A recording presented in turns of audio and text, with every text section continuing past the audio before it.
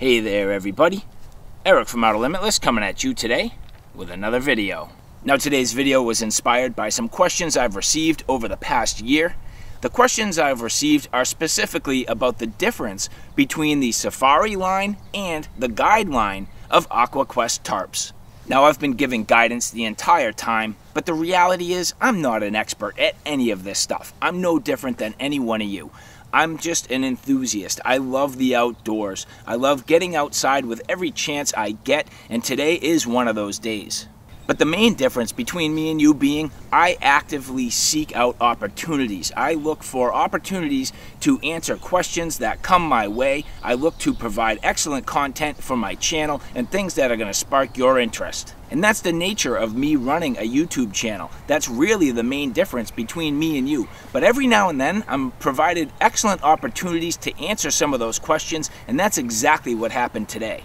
Now every now and then I'm given some great support to help and keep my channel moving, and that is the case today. So I'd like to give a huge thanks to the people at Aqua who have provided these products for review today. And also a huge shout out to Tim at the Tactical Defender, who also provided me with the Safari tarp that started this entire concept a year ago. So do me a favor, take a swing over to Tim at the Tactical Defender and give him some support. Now here I have the two tarps stretched out, one on top of the other. I have my Safari tarp on the bottom and my guide tarp on the top. And that's really going to give us a good opportunity to compare and contrast these two products. We'll take a look at the overall shape, size, the thickness of the materials. I'm going to bring these back into the studio later. We'll weigh them up, give you some size comparisons of how they look packed up. We're going to take a look at the tie-outs and all the different features that go into these tarps. And if you'd like to see a little bit more and you're curious about some of these answers, do me a favor. Stay tuned.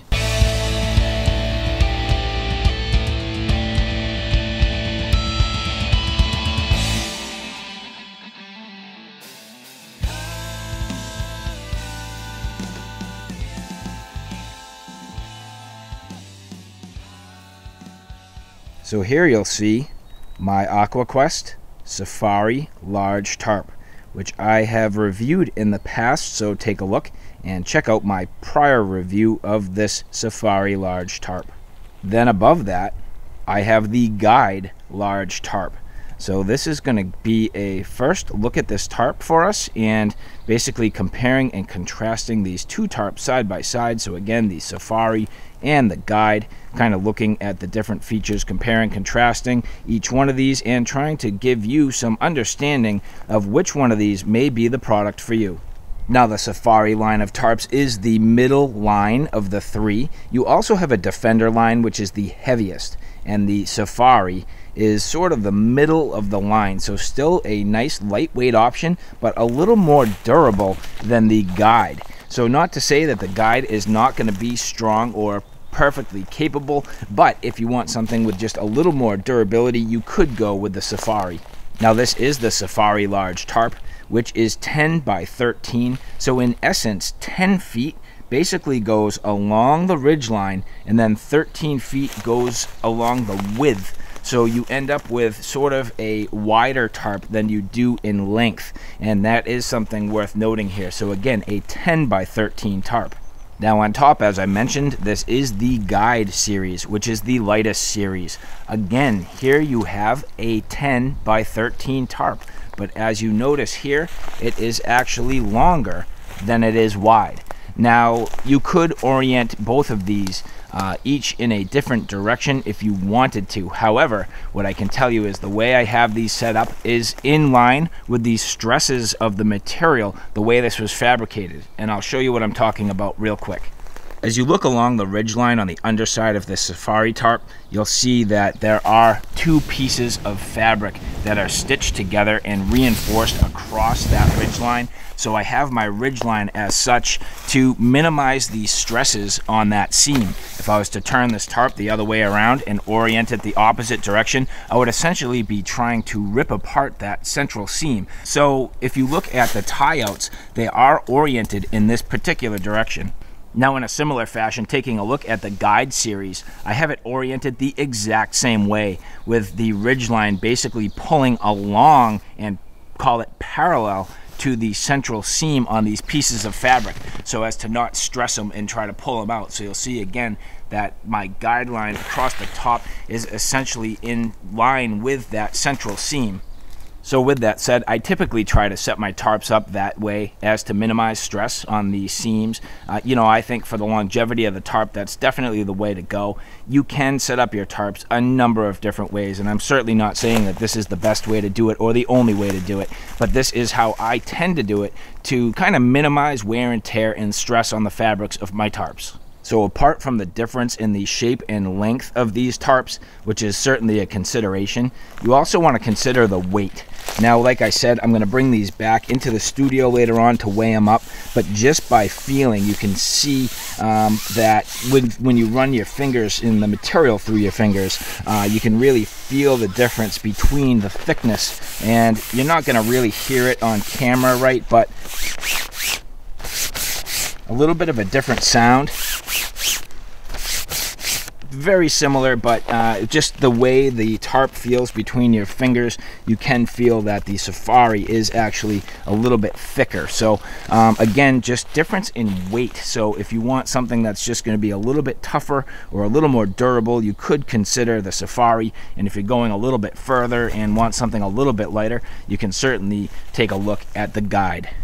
Now, this isn't really a perfect example, and it's not really fair to say specifically, but if you take a look at the guide tarp on top, you'll see it just kind of blows around a little bit more in the breeze, and that's just because it is quite light. Now, keeping in mind there are a ton of factors, like how tight my lines and tie outs are, and the fact that, this Safari tarp is on the bottom and won't move quite the same.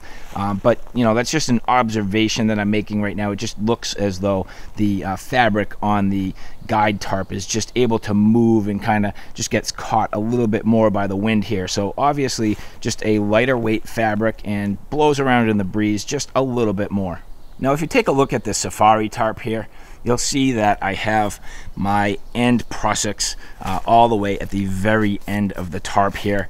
And when you go across the ridge line, basically you have 1, 2, 3 tie outs, and then the other prusik at that far end. So 3 intermediate tie outs along this ridge line on the Safari tarp. But when taking a look at the guide, again here you'll see my prusik, and then in the center of the ridge line, basically just 1 tie out. You do not have 3, so not that you necessarily need it, but it's just worth noting that you do only have 1.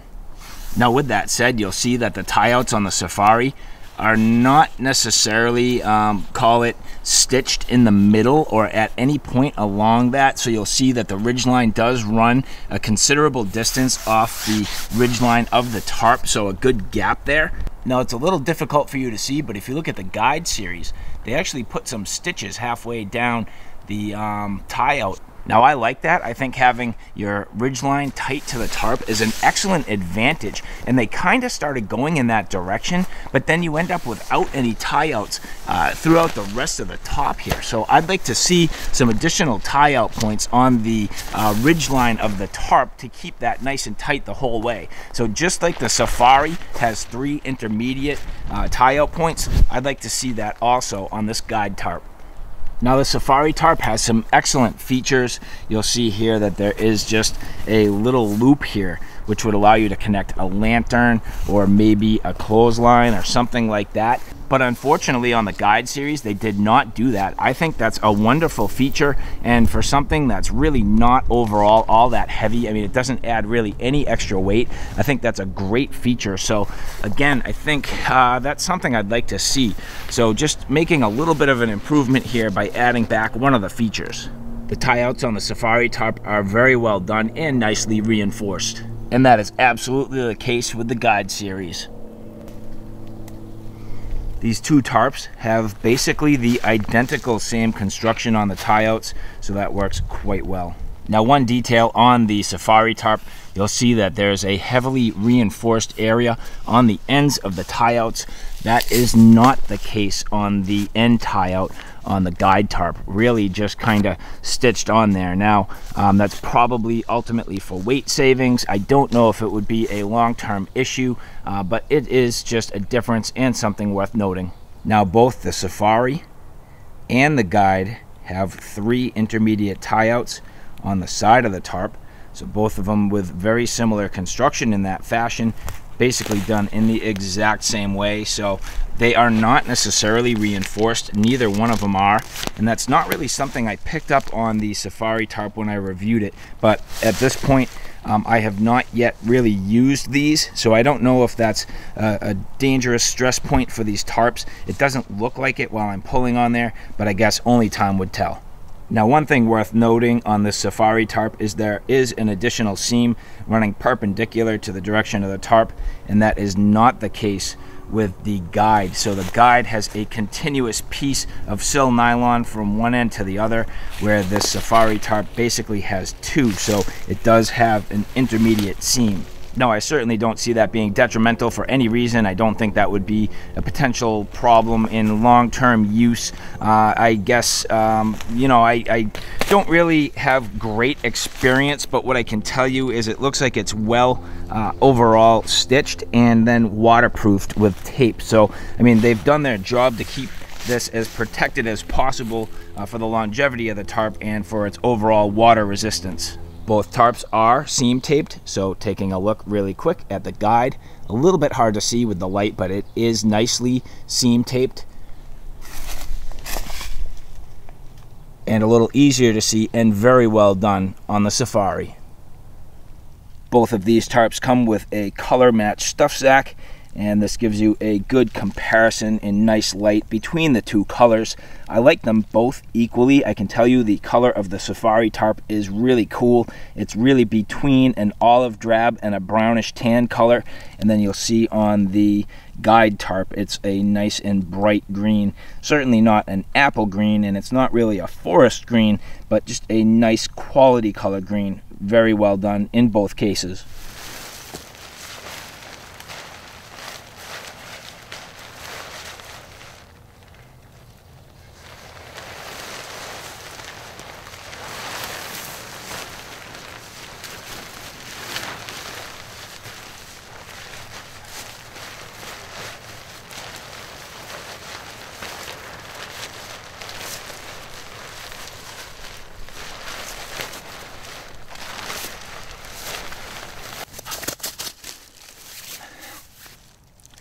Now, something worth noting is that both of these tarps are ridiculously difficult to get in their stuff sacks, especially this Safari tarp. So AquaQuest, just a little request, can you please give me like 2 more inches of stuff sack on this? Just make it that much easier. Now, both of these tarps do come with a tie-out system.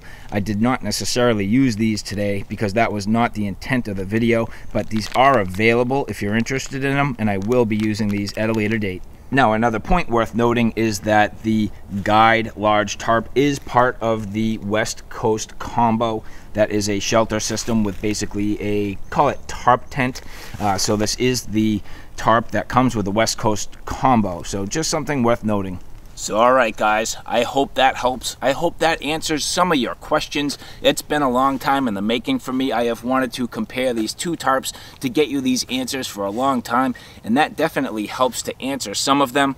Now, I'm still a little bit up in the air about which one I would use when. I think for me, the guide tarp would tend to lend itself better for long-term deep hike backpacking, something where I'm going a number of miles and I want to really lighten my load. It's a little less bulky overall and has lighter materials. I've had very good luck with lightweight or ultralight tarps, and with AquaQuest, they're known for their quality, and in that regard, I would very much trust that product. Now, if you're more into kind of day trips and staying local, bushcraft or something like that, I think you'd have a real good time with the Safari tarp. I love the color, I love the shape, the overall coverage is excellent, and in that regard, I think it makes a suitable option for you. If you're not completely worried about the bulk, you're not worried about the weight quite so much, it would definitely be an option, and especially where it's a little more durable. And one last time, thank you very much to the people at Aqua for providing these products for review. And don't forget, go check out Tim at the Tactical Defender. So alright guys, thanks for stopping by. I hope you like what you saw. I hope you found it a little bit informative. If you like what you saw, please like, share, and subscribe. And as always, thanks for stopping by. Take care now. I'll see you soon.